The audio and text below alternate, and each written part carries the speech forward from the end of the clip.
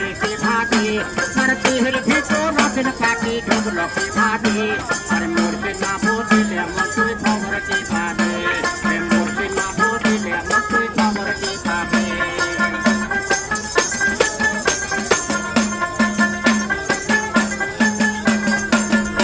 আরে শ্বাস কথা হইলে পাখি ধরার সময় হইলে পাখি ধরার সময় তো আব্দুল অবহেলা করল কিভাবে আর ভান্ডারি বাবাই অবহেলা করল কিভাবে আর মূর্তি না বুঝিলে মতুই খবর কিভাবে আর মূর্তি না বুঝিলে মতুই খবর কিভাবে আর দেহের ভিতর রত্ন পাখি আসে কিভাবে